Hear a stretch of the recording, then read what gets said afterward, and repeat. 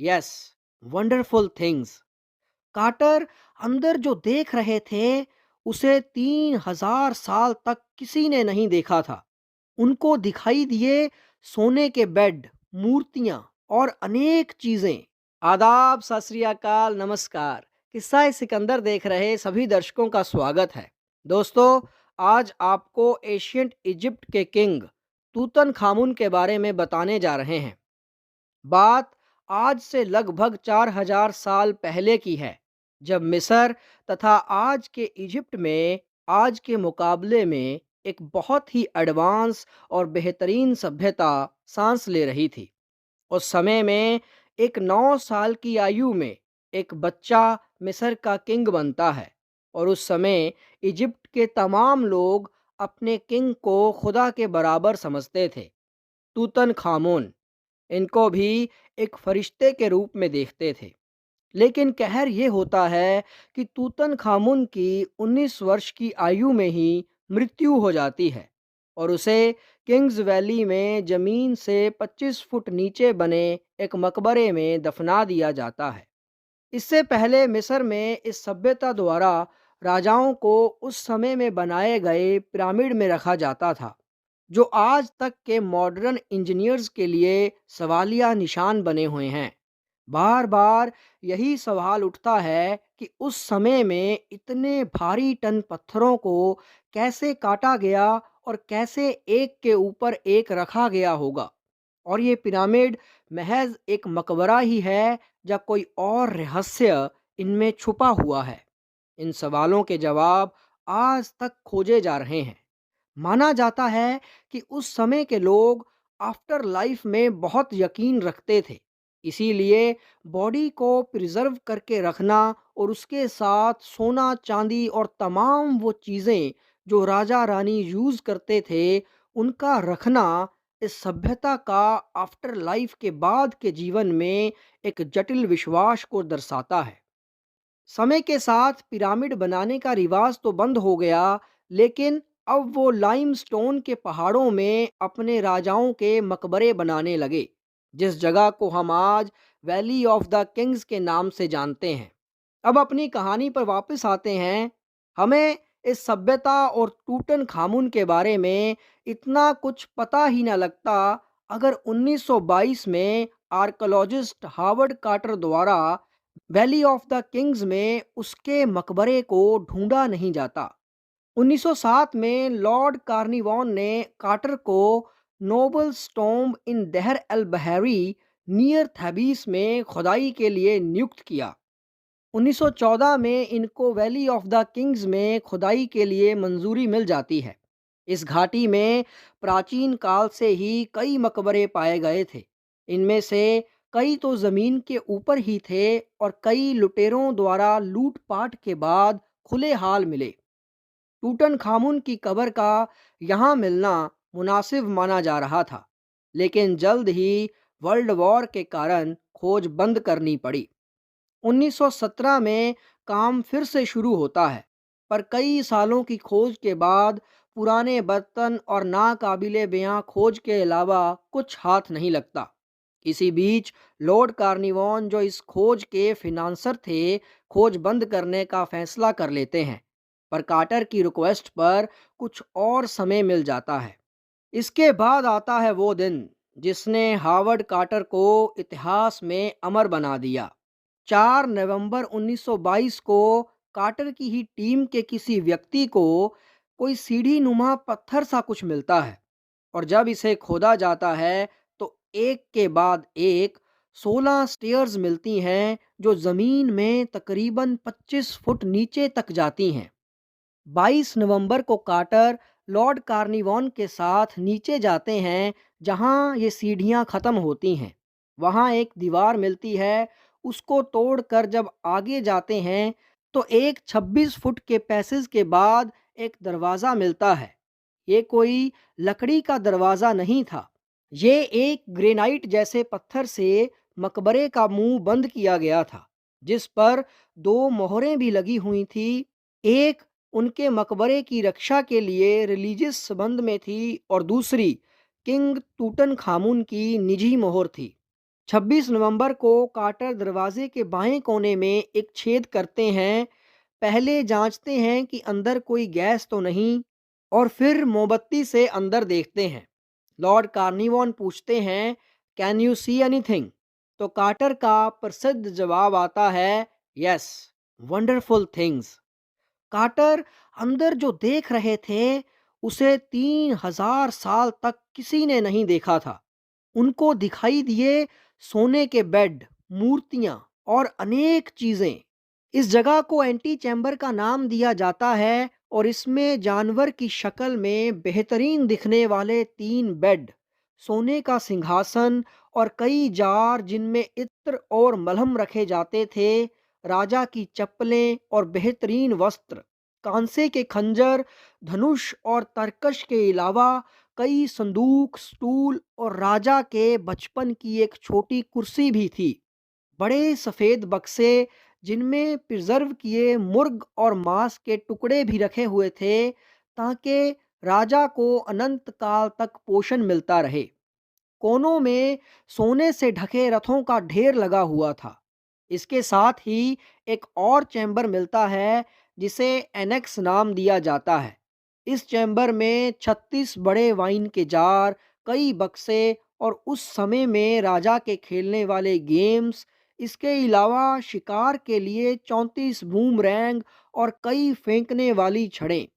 प्राचीन मिस्रवासी मृत्यु को अंत नहीं, बल्कि एक स्थायी जीवन की ओर एक महत्वपूर्ण रास्ता मानते थे। उनका मानना था कि वहां परलोक में ये सब चीजें काम आएंगी। ये उनका वास्तव में जीवन के प्रति जुनून था। लेकिन हावर्ड कार्टर थोड़ा निराश थे, क्योंकि उन्हें यहाँ अभी कोई ममी नहीं मिली थी। अब हम अगर एंटी चैम्बर में वापस आते हैं तो देखते हैं कि एक दीवार के आगे राजा की 2 आदम कद काले और सुनहरे रंग की लकड़ी की मूर्तियां पहरेदारों की तरह खड़ी थी। यह समाधि कक्ष का सील बंद प्रवेश द्वार जैसा लगता है, जिसकी सुरक्षा के लिए ये 2 प्रहरी खड़े हैं। और जब इस द्वार को तोड़ा जाता है तो हैरानी और खुशी चरम सीमा तक पहुंच जाती है।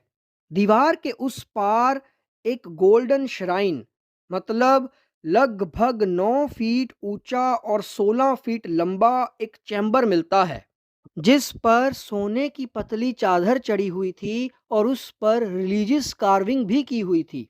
ये इतना बड़ा था कि इसके बाहरी तरफ कमरे में महज 2 फीट जगह ही बची हुई थी और केवल इस कमरे में दीवारों पर पेंटिंग भी की हुई मिलती है, जिनके रंग अब तक बेहतरीन थे। और जब उस गोल्डन शरीन को खोला जाता है तो उसमें एक और इस तरह का शरीन मिलता है, और जब उसे खोला जाता है तो उसमें एक और इस तरह के 4 एक के ऊपर एक शरीन मिलते हैं। जब लास्ट वाला खुलता है तो सामने पत्थर का एक ताबूत मिलता है। ताबूत के प्रत्येक कोने पर 4 रक्षक देवियों की नक्काशी की गई थी, जो राजा की रक्षा के लिए अपने पंखों वाले हाथ को ताबूत के चारों ओर लपेटे हुए थी। उस पत्थर के ताबूत के अंदर 3 और मानव आकार के ताबूतों की परतें थी। पहला और दूसरा ताबूत सोने की परत चढ़ी लकड़ी से बने थे और रंग बिरंगे कांच और अर्ध कीमती पत्थरों से जड़े हुए थे। तीसरा ताबूत ये सबसे कीमती था। ये ठोस सोने से बना था, जिसका वजन लगभग 225 पाउंड था। और इस सोने के ताबूत के अंदर स्वयं तूतन खामून की ममी थी।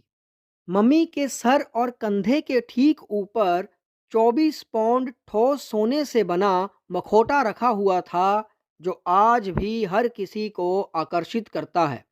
राजा अपनी छाती पर 2 आपस में जुड़ी हुई छड़ियां पकड़े हुए दिखाई देता है। एक छड़ी राजा को अपनी प्रजा का मार्गदर्शन और रक्षा करने वाले के रूप में दर्शाती है, और दूसरी मोतियों की 3 लटकती लड़ियों वाली छड़ी ये आवश्यकता पड़ने पर दंड देने की शक्ति का प्रतीक है। कार्टर ने जब मम्मी की एक एक परत खोली तो टूटन खामून ने भारी मात्रा में आभूषण पहन रखे थे। 15 अंगूठियां, 13 कंगन, सोने के टुकड़े से बने विशाल बांस जैसे गले के हार जो पूरी छाती को ढके हुए थे।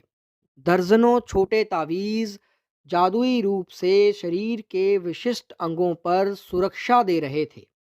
मम्मी की कमरबंद में दो कटारें रखी हुई थीं। एक ठोस सोने से बनी सुंदर धारदार कटार थी और दूसरी कटार जांच के बाद पता चलता है कि वो मिटिरॉइड उल्का पिंड के धातु से बनी हुई थी।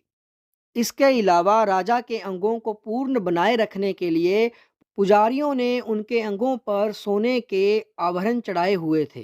प्रत्येक उंगली और पैर की उंगली को एक अलग सोने की नली में बंद कर दिया गया था ताकि वो टूट ना जाए। पैरों में भी ठोस सोने की चप्पलें पहन रखी थी।